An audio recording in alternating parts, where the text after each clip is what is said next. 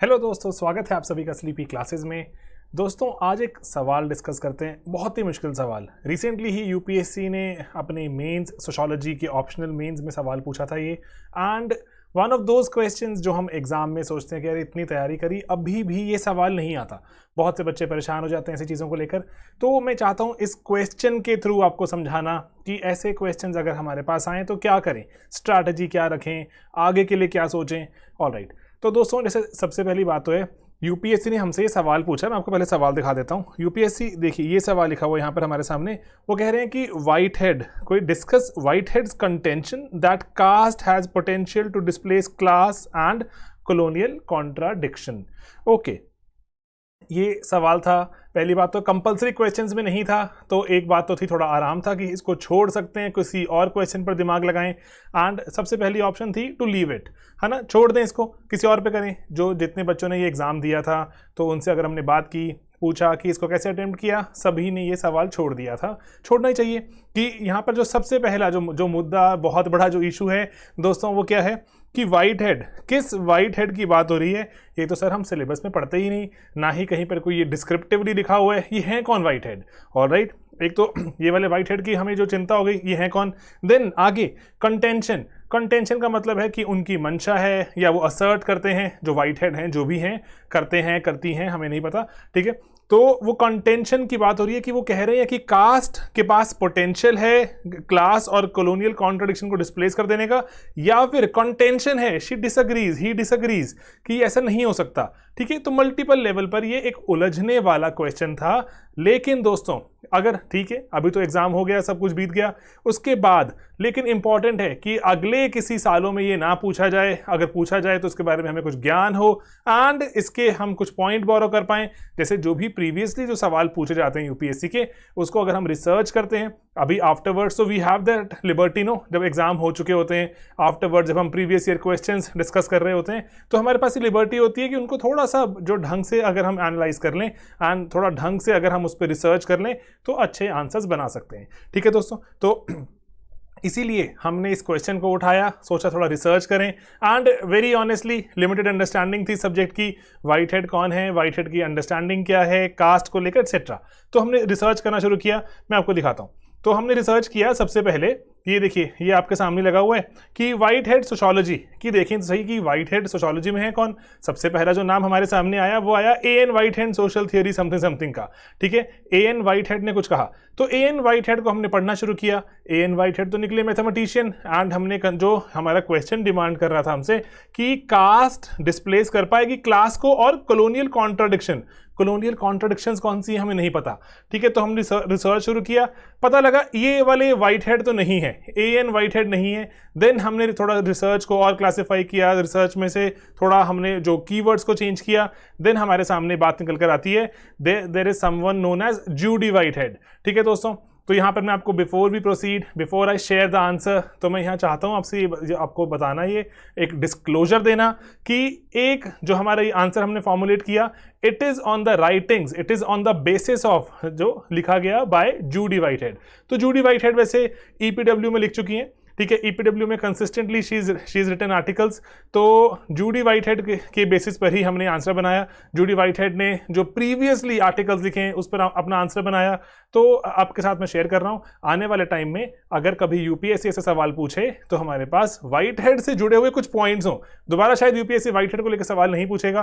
क्यों पूछा गया, हमने रिसर्च करी, most likely Judy white head, there was a Judy white head professor and most likely god forbid she died during COVID, तो शायद इससे सवाल बना भी हो।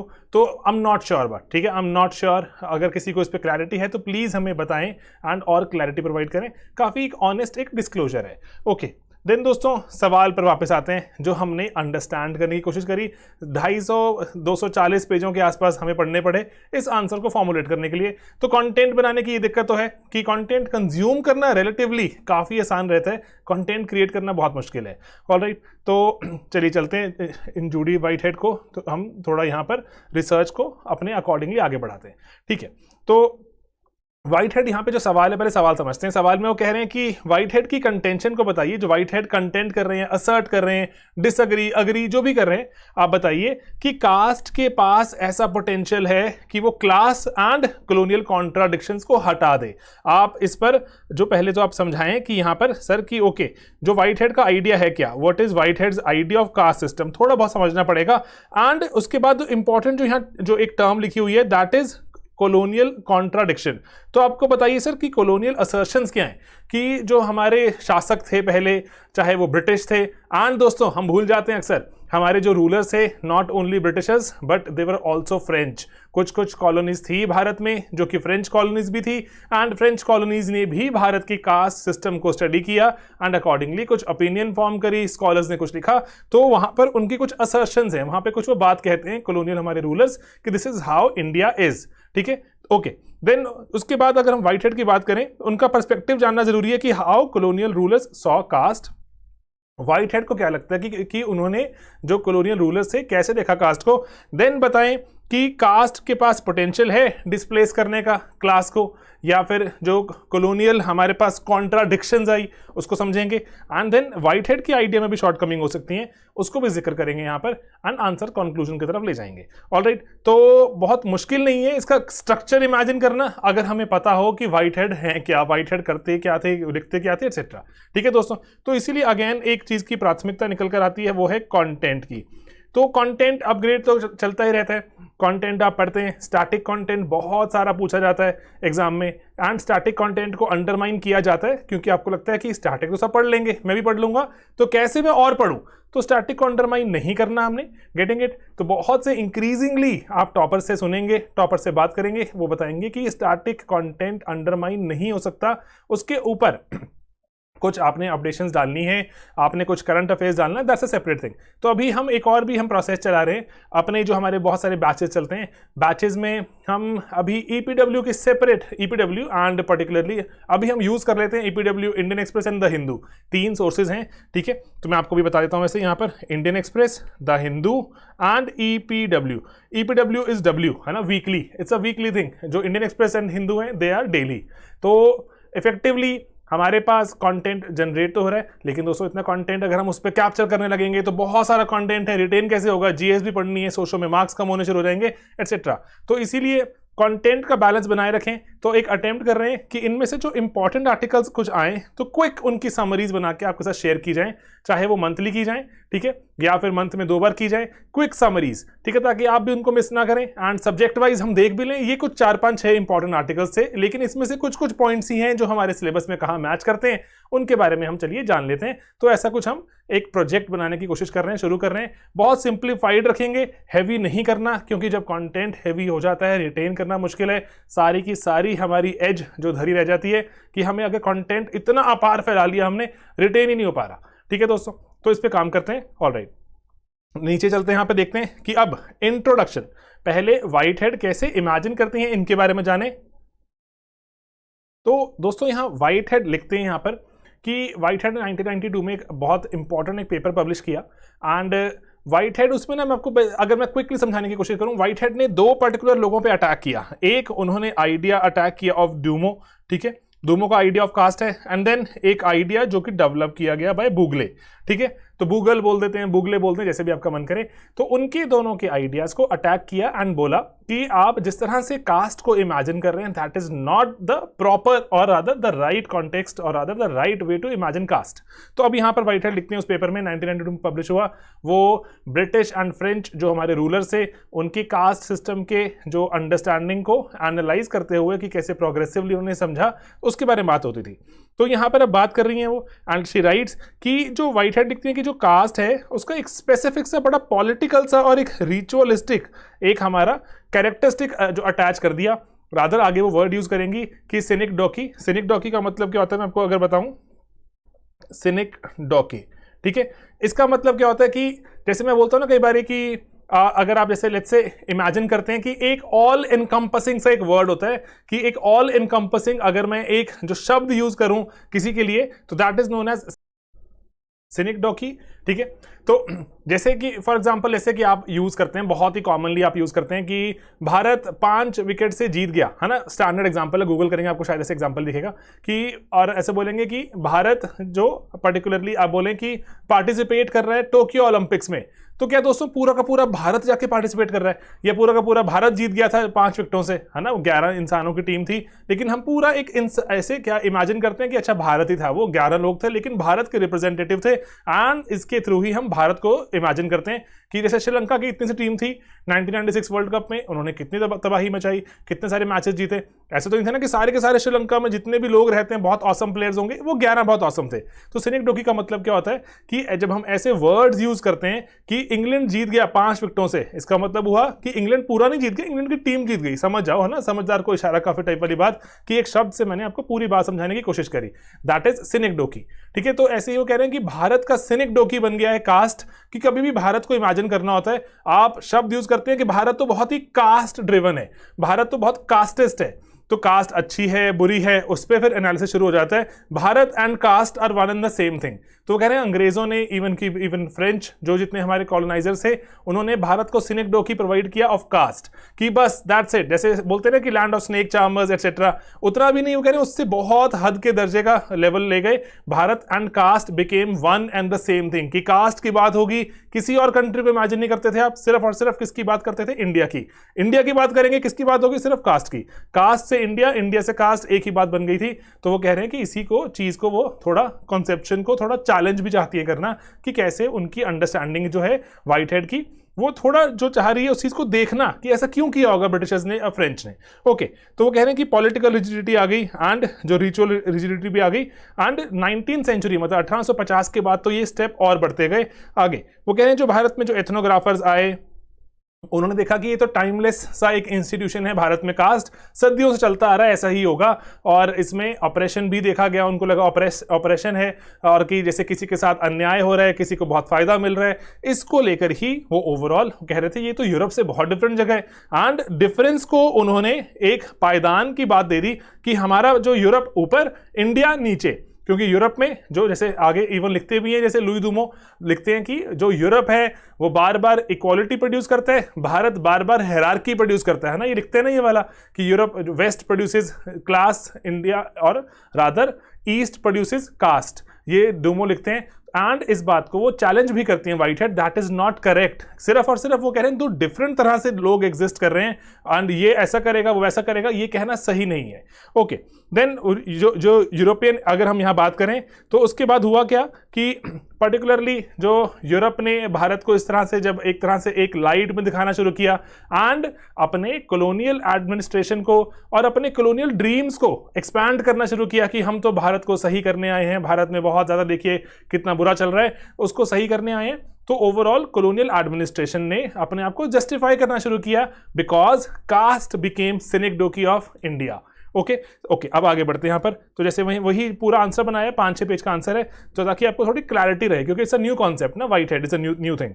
तो अब कॉलोनियल असर्शंस क्या हैं, तो व्हाइट हेड यहाँ पॉइंट करती हैं कि जो कॉलोनियल आइडियोलॉजी है वो किस पे एम्फसाइज करती है, moral and scientific inferiority of India tradition, कि भारतीय जो ट्रेडिशन है वो बढ़िया ट्रेडिशन नहीं है, यूरोपियन इज बेटर। ठीक है, इसको चैलेंज करती हैं वो, और अदर चैलेंज भी नहीं करती, एम्फसाइज करती हैं कि this is how colonial administrators, colonial rulers did to India, how they ruled India. Okay, वो बोल रहे हैं कि वो कह रहे हैं कि जो इंडियन वुमेन की पोजीशन का एग्जांपल लिया और बोला कि बहुत ही बारबेरिक जो प्रैक्टिसेस हैं, जैसे कि चाइल्ड मैरिज। देन जो Whitehead later in her life also writes a paper on devadasi system, तो वो बोलती हैं कि देवदासी सिस्टम को भी बार बार यूज किया गया दिखाने के लिए कि भारत बहुत पिछड़ा हुआ एक देश है, इसको तो सही करना जरूरी है, कॉलोनियल एडमिनिस्ट्रेटर चाहिए होंगे। ओके, तो एंड ब्रिटेन का जो लेवल ऑफ सिविलाइजेशन बेटर है, तो इसको यूज करते हैं वो, ये कॉलोनियल असर्शंस हैं।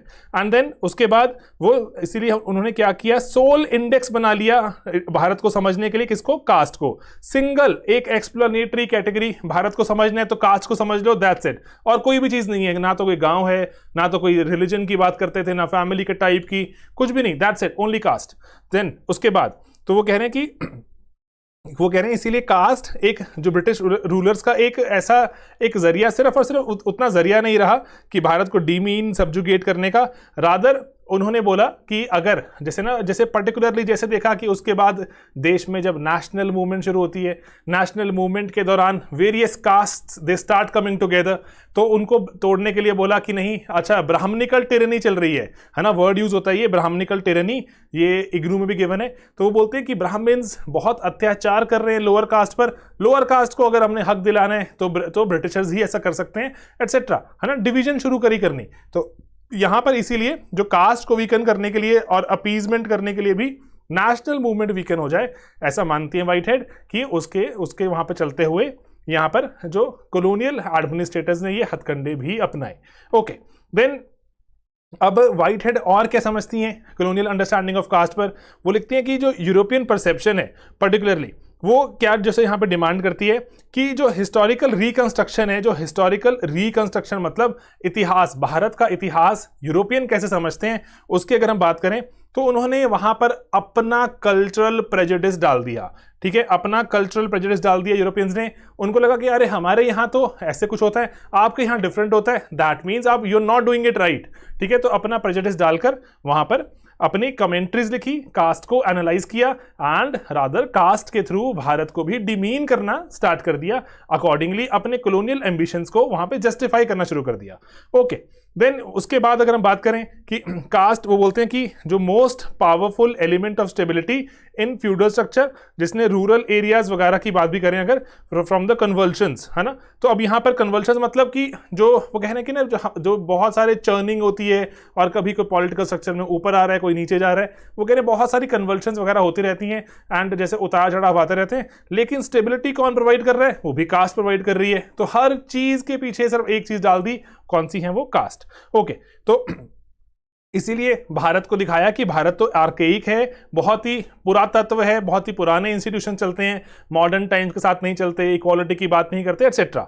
देन उसके बाद वो बुगले की बात भी करती हैं कि बुगले ने भी क्या किया, caste became the synecdoche, है ना, जो मैं आपको वर्ड बताया था, of India, single social institution जो कि पूरे की पूरी सोसाइटी को समझने के लिए इनफ था, ऐसा माना गया, बुगले के राइटिंग्स में भी देखने को मिला।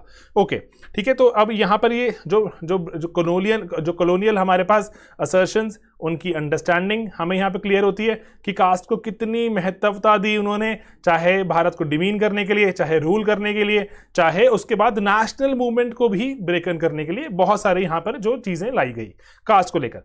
अब व्हाइट हेड को क्या लगता है कि कास्ट डिस्प्लेस कर सकती है क्लास को एंड कॉलोनियल कॉन्ट्राडिक्शंस को या नहीं? अब व्हाइट हेड को क्या लगता है इसके बारे में बात करते हैं। कोई क्लियर कट यहाँ पर हमारे पास आंसर निकल के नहीं आता, दोनों ही पक्ष की बात करनी पड़ेगी। तो यहाँ पर वो बोलते हैं कि कुछ लॉजिकल यहाँ पर कुछ ड्रॉबैक्स हैं, लकूना एग्जिस्ट करते हैं, जिनके बारे में बात करें कि क्लास डोमिनेट करेगी, कॉलोनियल फोर्सेस डोमिनेट करेंगी या कास्ट डोमिनेट करेगा, इसकी बात कर लेते हैं। तो अब यहाँ पर वो बोलते हैं कि जो आइडियोलॉजिकल डोमेन है पर्टिकुलरली, कि अगर हम विचारधारा की बात करें, आइडियोलॉजिकल डोमेन की बात करें, वहां पर एक बात को जो नजर आती है अभी कि जो क्लास इंटरेस्ट है ना, कि अगर हम देखें कि क्लास इंटरेस्ट मतलब क्या हुआ क्लास इंटरेस्ट का दोस्तों, कि अगर अमीर है कोई इंसान, बिल्कुल यहाँ से अगर एक बार जो थोड़ा मेरे साथ चलिए समझने की कोशिश कीजिए कि क्लास इंटरेस्ट क्या होते हैं। दोस्तों, जब कोई अमीर इंसान होता है, उसको लगता है अमीर इंसान को कि मुझे अपनी विचारधारा मैक्सिमम लोगों को पहुंचानी चाहिए, क्योंकि अगर मेरी विचारधारा मैक्सिमम लोग उससे अग्री करेंगे तो मेरी जो पोजीशन है, मेरी हायरार्की में जो बेटर एक रैंक है, वो मेंटेन हो पाएगी। अगर लोग मुझे अपोज करेंगे तो शायद मुझे कहीं मेरी गद्दी से उठा के नीचे गिरा देगा, है ना।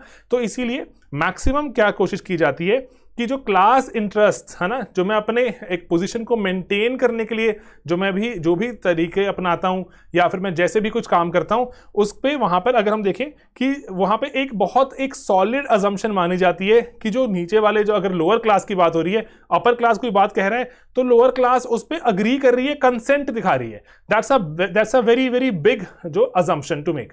ठीक है, जरूरी तो नहीं है ऐसा होगी अगर रूलिंग क्लास कुछ बोले एंड जो सब्जेक्ट क्लास है वो तभी मान जाए, ऐसा नहीं हो सकता ना हर बार। तो इसीलिए यहां पर वो कह रहे हैं कि अगर आइडियोलॉजिकल डोमेन की बात करें तो कि क्या विचारधारा चल रही है ऑफ द क्लास इंटरेस्ट, वो इग्नोर करती है जो subjects consent to ruling class definition of social reality. मतलब सरल शब्दों में अगर बताऊं, जो व्हाइट हेड यहाँ पे क्या लिखना चाह रही हैं, वो लिखना चाह रही हैं कि जो सोशल रियलिटी है, सोशल रियलिटी में पर्टिकुलर भी वहां पर कुछ अगर वहां पे अग्रीमेंट होना चाहिए, अदरवाइज सब्जेक्ट को लगेगा कि नहीं ये तो हमारे बारे में बात ही नहीं हो रही है, ये तो हमारी रियलिटी की बात ही नहीं हो रही है, तो कुछ और कह रहे हैं। अगर ऐसा कुछ होगा, है ना, अगर कुछ होगा तो ही शायद सब्जेक्ट अग्री करेगा रूलिंग क्लास की बात से। अगर ऐसी कोई बात ही नहीं होगी, रूलिंग क्लास शायद ना ऐसा कुछ कर पाए, हेजेमनी मतलब कंसेंट शायद ना बना पाए।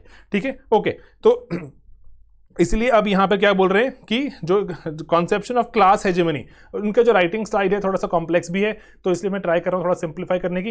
वो कह रहे हैं जो कॉन्सेप्शन ऑफ क्लास हेजेमनी है ये एड्रेस नहीं कर सकती। क्लास हेजेमनी मतलब जो अपर क्लास है, अपर क्लास को अपनी बात मनाने के लिए, लोगों तक पहुंचाने के लिए, समझाने के लिए बहुत सारे जरिए रहते हैं compared with what, lower class. तो वो कह रहे हैं कि जो अपर क्लास है वो अपनी शायद बात जो मनवाने के लिए, जो अगर जो भी बात यूज करती है, लोअर क्लास की जो भी रियलिटी को यूज करती है, वो शायद अगेन क्वेश्चन बहुत कॉम्प्लेक्स हो जाता है, क्योंकि जो लोअर क्लास की रियलिटीज भी बहुत सारी हैं, ऐसा नहीं है कि सिर्फ एक रियलिटी है। ठीक है, तो इसीलिए वो बोल रहे हैं कि अगर कास्ट को लेकर ब्रिटिशर्स ने अगर कोई बात करी, फ्रेंच हमारे रूलर्स ने कोई बात करी, तो वहां पर जो अगर अपर क्लास, अगर जो ब्रिटिशर्स हैं अगर कोई बात कर पा रहे हैं, तो उसमें शायद हो सकता है कोई रियलिटी हो भी, लेकिन इतनी सारी रियलिटीज कैप्चर कर पा रहे हैं, again that's a very tough thing to से।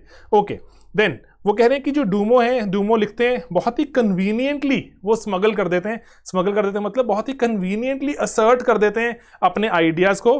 कैसे कि वो कह रहे हैं कि जो उन्होंने जो आइडिया सोचे अपने, उस आइडिया को रियलिटी के साथ उन्होंने मैच करवा के वही एग्जाम्पल्स यूज किए जो कि उनकी बात को अग्री करवा रहे थे, या फिर जो डूमो के आइडिया से अग्रीमेंट रखते थे वही एग्जाम्पल्स यूज किए। बहुत सारे जो सोशल रिसर्चर्स होते हैं या फिर जो सोशोलॉजिस्ट होते हैं या जो थिंकर्स होते हैं, उन पर ये इल्ज़ाम लगता है कि आपने सिर्फ वही एग्जाम्पल्स यूज किए जो आपकी रिसर्च को प्रूव करते थे, बाकी आपने एग्जाम्पल्स छोड़ दिए। ठीक है, तो इसीलिए जो वो कह रहे हैं इसी प्रोसीजर के चलते जो क्रिटिकली अगर हमें समझना था हिस्टोरिकल प्रोसेसेस वगैरह को, वो जो कि क्या समाज की कॉन्शियसनेस थी, वो वाला प्रोसेस ही इरेडिकेट हो जाता है, उस प्रोसेस की पॉसिबिलिटी चली जाती है, क्योंकि डूमो ने एग्जाम्पल ही वही यूज किए जो उनको लग रहा था उनकी बात मनाने में हमें मदद करेंगे।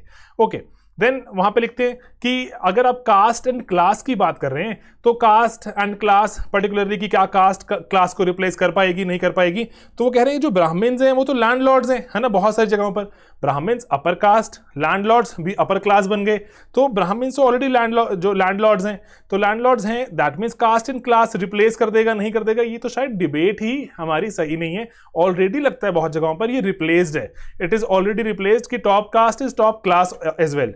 ठीक है, एंड रादर जो सेकुलर जो चीजें होती हैं पर्टिकुलरली जैसे जमीन का होना नहीं होना, ठीक है, जो सेकुलर चीजें जिनका धर्म से बहुत ज्यादा डायरेक्ट कनेक्शन नहीं है, उनके बारे में बात करें अगर, तो वो वाली चीजें ऑलरेडी, जैसे क्लास की बात हो जाए, वो ऑलरेडी हमारी हो चुकी हैं, या फिर हमें ऐसा लगता है कि पर्टिकुलरली जो ये जो इतना इंटरमिंगल्ड है ऑलरेडी, इसको हमें अलग से सेग्रीगेट करके समझ पाना शायद मुश्किल होगा। कास्ट क्लास ऑलरेडी रिप्लेस्ड नजर आती हैं। ओके, देन अब वहां पे अगर डूमो को फिर से जो अटैक करते हुए वो बोलते हैं कि जो डूमो के बारे में जब लिखते हैं, जब डूमो इंडियन कास्ट सिस्टम के बारे में लिखते हैं, ऐसा लिखता है कि वो ब्राह्मण्स की एक अपोलॉजी लिख रहे हैं कि ओ ऑल राइट, पॉल्यूशन प्योरिटी लिखा मैंने, अगर डूमो बोलते हैं तो मैंने एक जस्टिफिकेशन सी लगती है, रादर हिस्टोरिकल प्रोसेसेस को एक फंक्शनल पर्सपेक्टिव की तरह नजर आना शुरू हो जाते हैं, तो अकॉर्डिंगली तो वो कह रही है कि अपोलॉजी फॉर ब्राह्मणिकल हिंदुइज्म ऐसे नजर आता है, जो कि might not really agree with the view point. Okay, then उसके बाद वो बोलते हैं कि जो हमारे कॉलोनियल रूलर्स थे उन्होंने एग्जैजरेट किया हमारी कल्चरल स्पेसिफिसिटी को। स्पेसिफिसिटी मतलब कि हम अलग तरह से रहते हैं, वेस्ट वाले अलग तरह से रहते हैं, वो कह रहे हैं कि अच्छा आपका तरीका रहने का सही नहीं है। स्पेसिफिक अगर हम बोले नहीं सर ऐसे, इसको जो राइट रॉन्ग मत देखिए, इसको ऐसा देखिए कि हम अलग रह रहे हैं आप अलग रह रहे हैं, है ना, देयर आर डिफरेंसेस, लेकिन आप इसको बोलना शुरू कर दें कि this is bad this is good, तो दैट इज नॉट राइट, है। तो वो कह रहे हैं कि that is not right. Culturally specific तरीके हैं जीने के, लेकिन आप इसको अगर आप रिजिड एवोल्यूशनरी कॉन्ट्रास्ट दिखा देंगे कि हम एवोल्यूशन में यूरोप वाले आगे इंडिया वाले पीछे, वो कह रहे हैं सर शायद ये आप सही नहीं कर रहे, ठीक है। इसलिए व्हाइट हेड को इस बात से भी प्रॉब्लम है। एंड वो कह रहे हैं कि इसलिए जो टाइमलेस अदर्स की जो बात बना दी भारत को और एक आर्केइक ईस्ट का नाम भी दे दिया, तो इसलिए उस पर भी उनको लगता है कि आप शायद कभी इस अंडरस्टैंडिंग को, जो ओवरऑल जो अंडरस्टैंडिंग है इलैबोरेट एवोल्यूशनरी स्केल वाली बना दी कि जो अमीर हैं बेटर अपर का, जो ऐसे देखो दोस्तों यहाँ पे एक और बात भी समझ सकते हैं हम कि जो अमीर है ऑटोमेटिकली उसने विद टाइम, आंध्रे बेते एटसेट्रा ने भी कहा, श्रीनिवास ने भी कहा ऐसा कि जो अमीर था उसने विद टाइम अपनी कास्ट इंप्रूव कर ली, या फिर जो अगर इसकी कास्ट बेटर थी उसने विद टाइम अपनी क्लास इंप्रूव कर ली, है ना। तो ऑटोमेटिकली जो top caste and top class काफी ओवरलैपिंग नजर आते हैं, तो इसलिए वो बोल रहे हैं कि शायद कास्ट की, सिंपल कास्ट की अंडरस्टैंडिंग इनफ नहीं होगी, शायद कभी इस जो इंटरमिंगलिंग हुई है इसको समझ पाने के लिए कभी भी इनफ नहीं होगी। ओके ठीक है, तो अब लेकिन व्हाइट हेड के आइडियाज में भी कुछ कमियां हो सकती हैं। तो आइडिया देखो, व्हाइट हेड डूमो को क्रिटिसाइज करती हैं कि आपने सिर्फ कास्ट की बात करी और कास्ट को ऐसे समझा, ब्राह्मणिकल अपॉलॉजी एटसेट्रा। तो ये सब करते हुए व्हाइट हेड पर भी ये इल्जाम लग सकता है कि आप भी सिर्फ और सिर्फ कास्ट पर फोकस कर रही हैं, आप बाकी चीजों के बारे में बात नहीं कर रही हैं विस्तार से, ठीक है। आप भी सिर्फ और सिर्फ कास्ट पे फोकस कर रही हैं। जो आपको लग रहा था कि सबसे इंपॉर्टेंट इंस्टीट्यूशन बना दिया कास्ट आपने, सिनेक डोकी बना दिया कास्ट आपने, आप भी उसी से शिकार हो रही हैं, आप भी सिर्फ कास्ट को स्टडी कर रही हैं, आप किसी और चीज को स्टडी नहीं कर पाती। तो एंड इसीलिए उन पर भी पैरेलली ही एक ये इल्जाम लग सकता है। ओके, देन अभी ईपीडब्ल्यू में लिखते भी हैं, जो वेंकट रमन एक प्रोफेसर हैं जो यूके में, एंड जो सोशियोलॉजी के professor, rights consistently on caste and class in India. वो लिखते हैं कि अभी जैसे विद टाइम आगे आगे देखेंगे, जो भारत में भी जैसे रिजर्वेशन शुरू हुई, रिजर्वेशन के चलते जो लोअर कास्ट थी, डिप्रेस्ड कास्ट थी, वो depressed caste lower caste gradually hierarchy में, क्लास हायरार्की में ऊपर मूव करी। इंटरडिपेंडेंस थी, जो इंटरडिपेंडेंस, उसको कॉम्प्रोमाइज होना शुरू हो गया कि अगर लोअर कास्ट को कुछ काम कहे थे, अब लोअर कास्ट कह रही है कि नहीं, हम ये वाले काम, मीनियल काम नहीं करेंगे, ये काम जिसको जो लगता है जो किसी और को करना है वो कर ले। तो इंटरडिपेंडेंस थी वो खत्म होनी शुरू हुई। तो कह रहे हैं इसके कारण क्या होगा, इस कॉन्ट्राडिक्शन के कारण क्या होगा, अब लोगों में टकराव शुरू हो जाएगा on the basis of caste, क्योंकि कास्ट अब जो किसको, caste is getting replaced by class, class जब रिप्लेस होनी शुरू हो जाएगी तो कास्ट आपस में टकराएंगी भी, ठीक है। तो इसलिए जो caste based division of labour थी वो क्लास सेंट्रिक होती जा रही है, एजुकेशन का रोल, रिजर्वेशन का रोल, तो इस कारण से आपस में टकराने शुरू हो सकते हैं। ओके, एंड देन अब वहां पे जैसे नेक्स्ट एक वो लिख सकते हैं पॉइंट कि ओवरऑल जैसे अगर देखें तो यहां पर कि अगर जैसे यहाँ पर व्हाइट हेड कह रही हैं कि जो डूमो ने अंडरस्टैंड किया, डूमो का understanding is very very textual understanding, ठीक है, बहुत ही किताबी अंडरस्टैंडिंग लगती है। एंड डूमो की जो अंडरस्टैंडिंग है इसका बहुत ही एक, जैसे डूमो का बहुत ही एक कॉमन क्रिटिसिज्म है कि उनकी अंडरस्टैंडिंग जो क्या लगती है कि what caste system used to be, ठीक है, डूमो imagine how caste system in India used to be. लेकिन जो इन पे इल्जाम लगता है डूमो पर कि they do not study what caste today is. तो व्हाइट हेड भी अगर बात करें, जब डूमो को क्रिटिसाइज कर रही हैं तो वो किसको क्रिटिसाइज कर रही हैं कि व्हाट डूमो जो इमेजिन्ड, डूमो ने अगर पास्ट को इमेजिन किया तो वो पास्ट की अंडरस्टैंडिंग को ही क्रिटिसाइज करते हुए उसी पर ही पॉइंट्स बना रही हैं। आज की कास्ट सिस्टम के बारे में बात वो भी बहुत कम करती हैं।